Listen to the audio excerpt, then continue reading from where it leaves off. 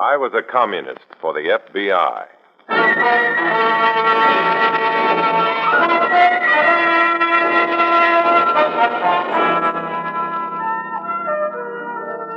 Starring Dana Andrews in an exciting tale of danger and espionage. I was a communist for the FBI.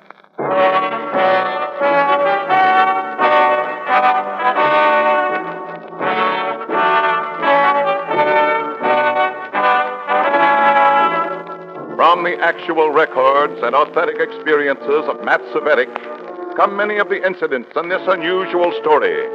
Here is our star, Dana Andrews, as Matt Cvetic, who for 9 fantastic years lived as a communist for the FBI.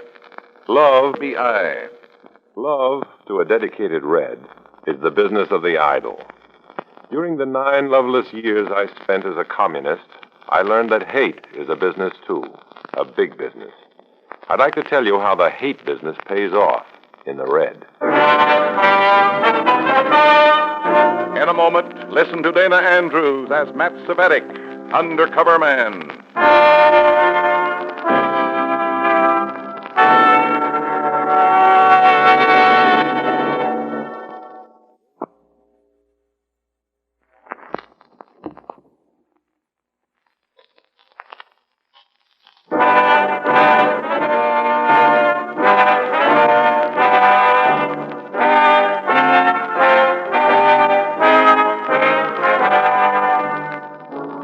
Here is Dana Andrews as Matt Cvetic, undercover man. This story from the confidential file is marked Rich Man, Poor Man.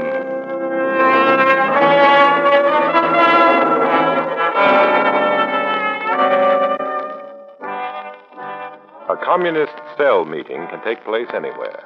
In the loft on a dark street, perhaps, or in your neighbor's rumpus room, in the rear of a candy store, or in a fashionable penthouse. This meeting was held in the home of our cell leader, David Bowden.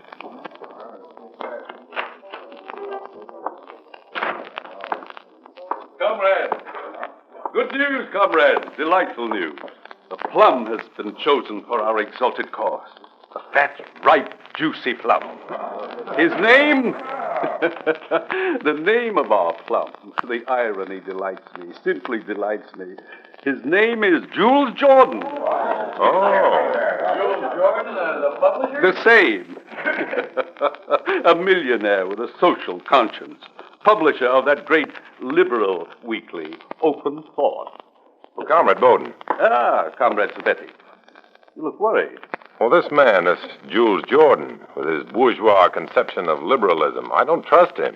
Comrade Cvetic, Jordan is obviously a capitalist who fears the inevitable revolution. We have been assigned to put his millions to work for the Red Master Plan. In the past few weeks, I've made it a point to become friendly with Mr. Jordan. Quite friendly, in fact. He now comes to me for advice on the editorial policies of his magazine. One liberal to another, that sort of thing. You work fast, Comrade Bowden. This assignment is my responsibility, Comrade Cvetic. Its success is my success within the party. Its failure... There can be no failure. Good. Good. I'll need competent, trustworthy assistance. You will help me.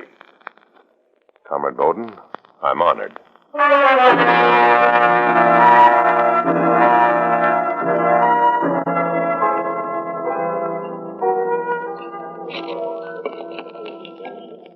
Will you pass the menu, please? Oh, here you are. There's red on the M. Red on the C. You're losing weight, man. It's understandable, isn't it? They're not suspecting you, are they? I don't think so. I just got a new assignment. Assistant to our cell leader, David Bowden. The job's to suck Jules Jordan into the party. Oh, that's a new twist. A red millionaire. How come they picked Jordan? His magazine, for one thing. They'd like to print it in red ink. What about Jordan himself? He's a perfect patsy. Young, naive, worried about doing some good with the dough he inherited. He thinks he's a liberal, but the commies think he's a chump. They started work on him yet? Bowden's become real palsy with him. He's even advising Jordan how to run the magazine. Ouch. And the next step? just run the magazine. When does the FBI step in? You better wait. There may be more to this than I know. I'll keep in touch.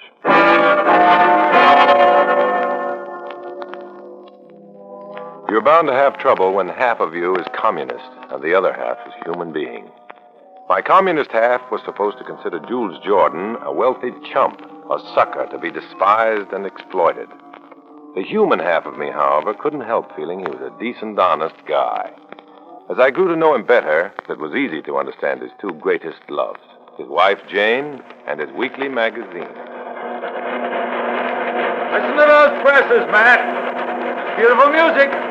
Beautiful, beautiful music. You sure it isn't just plain noisy, Jordan? Printing presses are supposed to be noisy. Let the whole world know how important they are. Can't hear you. Never mind. Come out of my office. It's a good idea. There's something I want to talk to you about. Uh-oh. You and Bowden have been hatching up another improvement for the magazine. I can feel it. Come on in. Thanks. Something wrong? Bowden tells me that Harry Rainier fired George Krevko. Krevko? Oh, him, yeah. Incompetent writer. I understand he's a Red. He was recommended by Bowden, you know. Well, heck, David can't help it if the man wrote bad editorials. But Rainier never consulted us. Harry's the editor, Matt. He has the right to fire a man who can't do the job. This might interest you, Jules. Krevko has been unable to find work since he left here. No kidding? It's that bad, huh? He has a wife and 3 children. Gosh, 3 kids. And the reason George Krevko can't find work is that he's been branded a communist by your editor, Harry Rainier. Mm-hmm. Well, is he a communist? Why not ask Mrs. Krevko and the 3 kids? Look, Matt, if there's anything I can That's do... strictly between you and your conscience, Jules. See you later.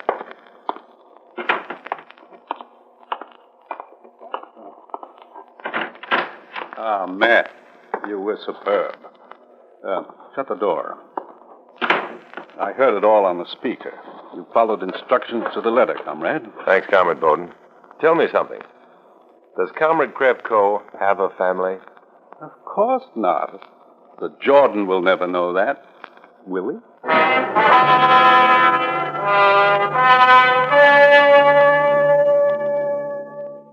It made me sick just thinking about it. But evidently the germ that had been planted in Jules Jordan's conscience took effect immediately. The following night, David Bowden and I were invited to dinner at the Jordan home. Jules was his usual genial self, light-hearted, gracious, charming. His wife, Jane, was charming, too, but cold. Cold as ice. What's the matter, Janie? You don't seem to be with us. Huh? Oh, I guess my mind was wandering. Which way, Mrs. Jordan? To the right or to the left? Politics again. Very strange. Strange. Yes. Other men talk about their families or baseball or that terrific weekend in Atlantic City or have you read any good books lately? But not you. You and Mr. Bowden seem to be impaled on one subject, politics. The revolt of the masses. Jane, I invited them here to talk politics. I'm sorry, Jules. Must be the woman in me that objects. As for the revolt of the masses, Mrs. I said Jordan... I'm sorry. Here's what I had in mind, gentlemen. After Matt left yesterday, I did a lot of thinking about, what's his name, the fellow who was fired? Krevko. Yes, Krevko. Now, I'm sure that Harry fired him on the basis of his ability alone, but still, if he's been branded a commie... He's been unable to support his family because of it. And that bothers me. It really does.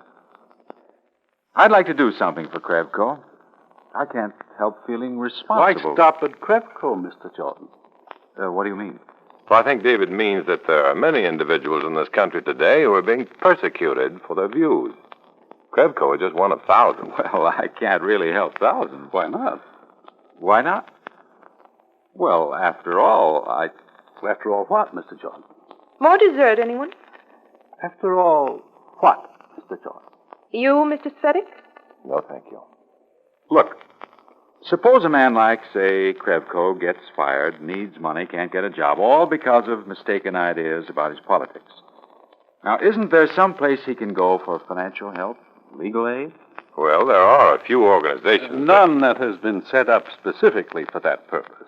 There's no fund as such available to unfortunates who are victims of political persecution. Mm-hmm. You know something, folks? I'd like to set up that fund. Jules, for heaven's sake. We could call it something like, Fund for Freedom? American Liberty Fund. How's that? Hey, that's great. American Liberty Fund, dedicated to the preservation of security for the individual, or something like that. You probably want a charter from the government. They're hard to get. Jules, how do you expect to get a charter? You're considered a fellow traveler. You've been hanging yourself on the party line for years. Jane, I've told you 1,000,000 times they can consider me anything they please, but they can't consider me a commie. It's just unfortunate that some of my ideas coincide with the Reds. Unfortunate is right. Certainly, Mrs. Jordan, you'll agree that a man of your husband's means should have no trouble securing a charter. This is a mercenary world, you know. Money is influence.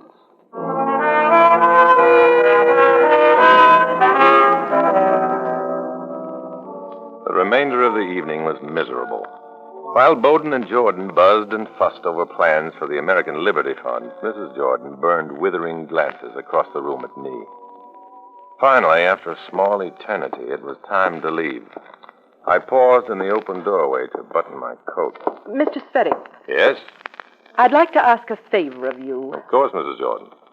Believe it or not, I've never interfered with my husband's work before. But you and your friend have changed all that. Let my husband alone, please. Go away and let him alone. Are you afraid of losing him to a greater cause, Mrs. Jordan? Is our influence stronger than yours? No. No, it isn't. I won't let it be. I think I love him more than you love that greater cause. Coming, Matt? I'll be right there, David. No need to make a contest of this, Mrs. Jordan. Some things are inevitable. Like the revolt of the masses? Exactly.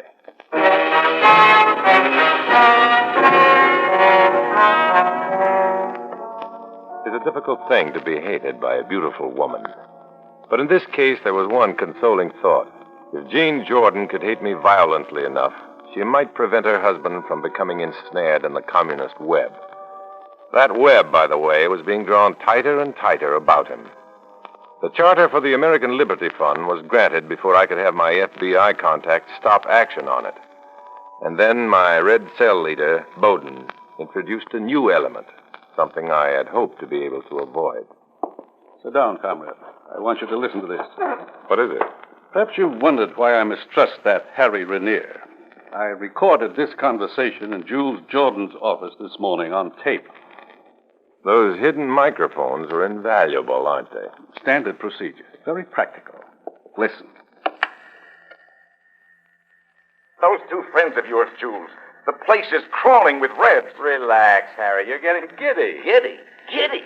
Wake up, Jules. Check up on your personnel. Check up on the content of your magazine. No matter what measures I take, the stories come right out from under Stalin's mustache. I've been expecting this from Rainier for some See time. these things yourself, Jules. If you'd spent less time with that American Liberty Fund. What's your beef about that? Have you noticed where that money is going? Your money is being used to bail out commie goon boys. To give a bunch of red plug uglies a chance to... Yeah, I see what you mean about Rainier, comrade. But I think he feels a need here. Keeps things in proper perspective. Rainier is dangerous, Comrade Cvetic. You will please see that he's eliminated. Aye. How? Any way you see fit, as long as it's quick and lasting.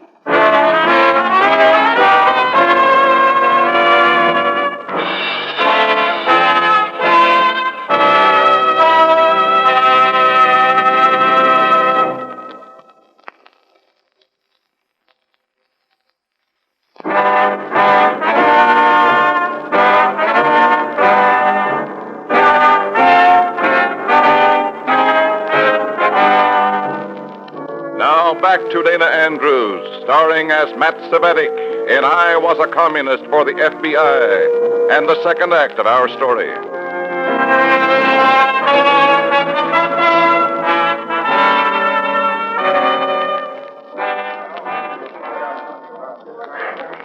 Now then, you'll enjoy these reports, I'm sure. First of all, the American Liberty Fund. Contributions from our inadvertent ally, Jules Jordan, have brought the total up almost 200% since its inception. Of its expenditures, 70% has gone out as direct aid, mind you, to members of our party. This, of course, will increase as time goes on. Comrade Cvetic, will you report on the progress made within Mr. Jordan's magazine? Thank you, Comrade Bowden. I'm happy to announce that as of today, 65% of the personnel on Open Thought are actively contributing to our exalted cause. The editorial policy is now closer than ever to the party line.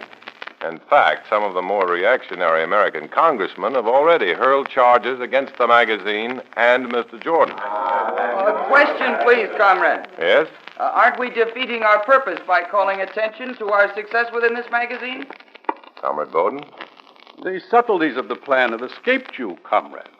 We're more interested in Jordan and his millions than in his magazine. Yes, but how can we get him into the party? Remind me, Cvetic, no important assignments for that fool. My dear comrade, Jules Jordan doesn't realize it yet, but everything he touches turns red. His magazine, his American Liberty Fund, his companions, his employees. In the eyes of bourgeois Americans, he's a traitor. This will become more and more evident as our pressure increases.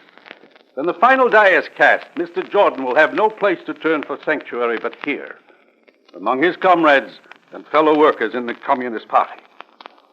Now do you understand? Thank you, Comrade Bowden. Good. And you, Cvetic, have you arranged for the elimination of Harry Renier? Yes, tonight, Comrade Bowden. Tonight.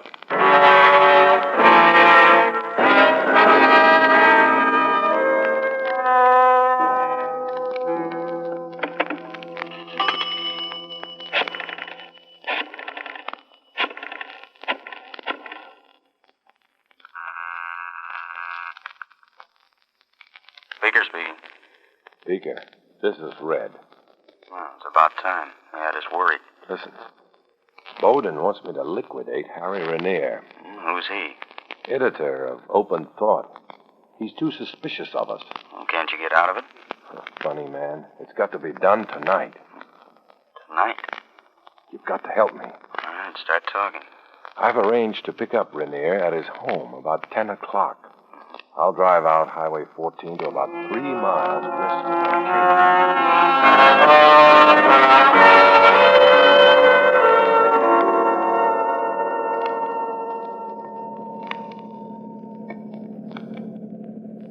Seems to me it's pretty late to be visiting the Jordans. Jules insisted on having the meeting tonight, Harry. You know how he is. Yeah.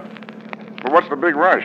I don't know. Something about red infiltration on the magazine. Well, maybe the boss is waking up at last. That car back there. It's been behind us since we left the office. Really? I hadn't noticed. Funny. That car's still back there. I'd swear it was following us. You've got the jitters or something? I don't know. Maybe. Say, isn't it taking us a long time to get to the Jordans? Same as usual. What are you turning here for? Hey, wait a minute. We're nowhere near the Jordans. Sit down. What is this? Where do you think you're... Be quiet, will you? Nothing is going I on. don't like it. Now stop the car. Let me out of here. Sit still, Harry. You'll get hurt. Hurry. Harry, look out!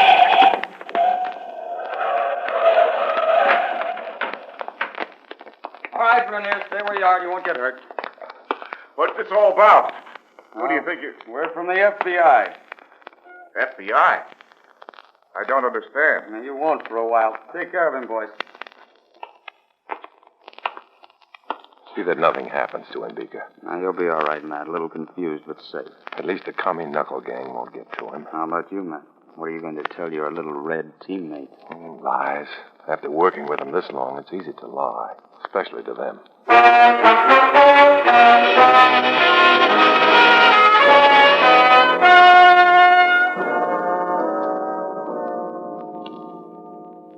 Comrade Cvetic, do I understand you correctly? You turned Harry Renier over to the FBI? That's right, Comrade Bowden. I planted some false credentials in his desk and reported him as a communist agent. A communist agent? Oh,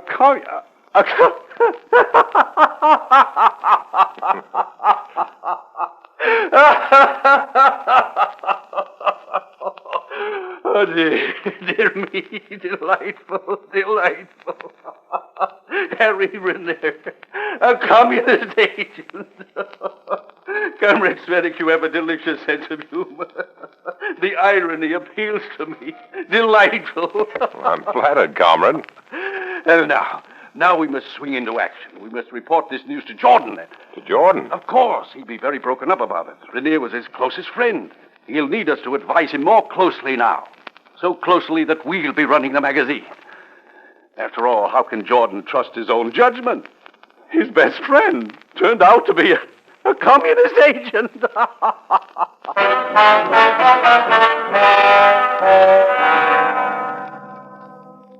I hadn't expected this at all. Bowden was using my plan for Renier's safekeeping to bring about Jules Jordan's downfall.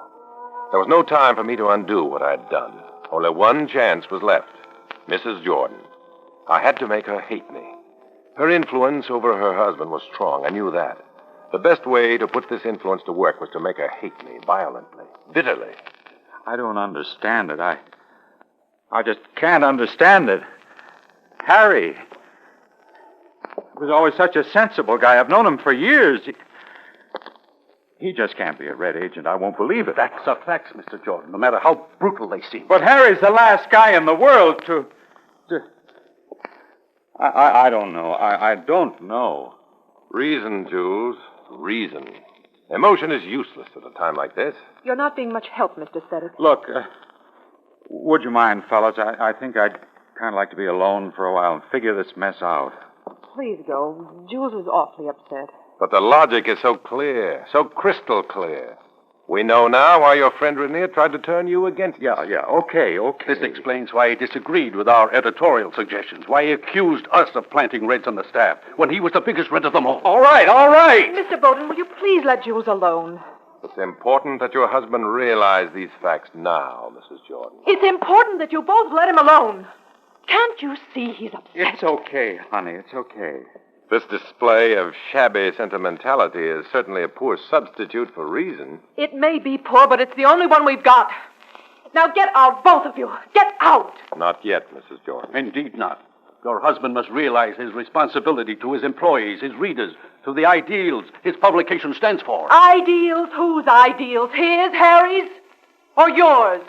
Ours, of course. All others are mere delusions. Get out of here. Get out. Honey, take it easy. Let them up. They've been right all along. They can handle it better than I can. Handle what?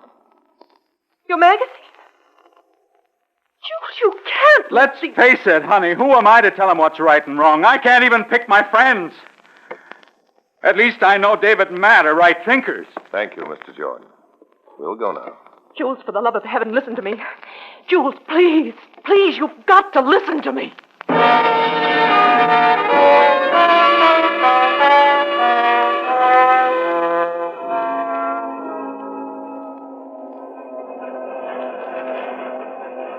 Comrade Cvetic, I can understand now why Jordan had so much affection for these presses. Now that they're ours... Ours? In spirit, at least. And soon the rather broken spirit of Jules Jordan will be ours, too. You're to be commended, Comrade Bowden. Well, thank you. You won't mind if I take full responsibility for this project, will you? Not at all. You deserve it. Interesting how the humiliating prospects of failure seem less sinister from the pinnacle of success. What's happening down there? The presses there, they're stopping. We'd better see what's wrong. Nothing's wrong, gentlemen. They're just not working anymore. Jordan! The presses are out of business. And so are you. Oh, what's that mean, Jules? As of right now, the magazine known as Open Thought is closed. Finished. Dead. Finished? Dead? Well, you can't. What's the reason for this? I have a wonderful wife, Cvetic. She explained a few things to me. How you run a self-respecting magazine right smack into the mud. How you sacrificed my best friend. How you tried to break up my home, turn my friends against me, ruin my reputation with that American Liberty Fund. By the way, that stopped when the presses stopped. But if you do all this, Jordan, what will become of me? Didn't know you cared that much, Bowden. I've never been sure what your angle was, but it doesn't make sense. Nothing made sense since you entered my life. So you may go now. But this means failure. Failure means annihilation. The magazine is dead. The American Liberty Fund is dead. As far as I'm concerned, you're both dead. Get out. Dead? I failed. Goodbye, Jules. Oh, Cvetic. Yes? Just to keep your ego where it belongs, my wife mentioned that she hates the ground you walk on. So do I, Jules. So do I.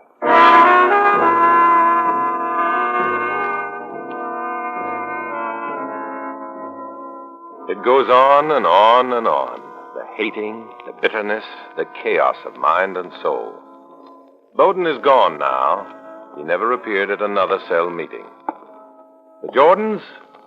They're around somewhere, nursing their bruised ideals. Harry Rainier is free and safe.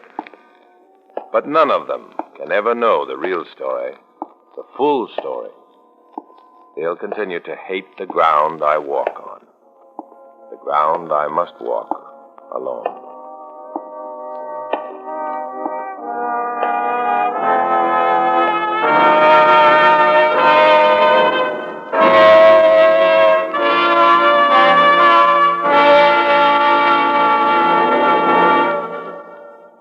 Our star, Dana Andrews, will return in just a moment.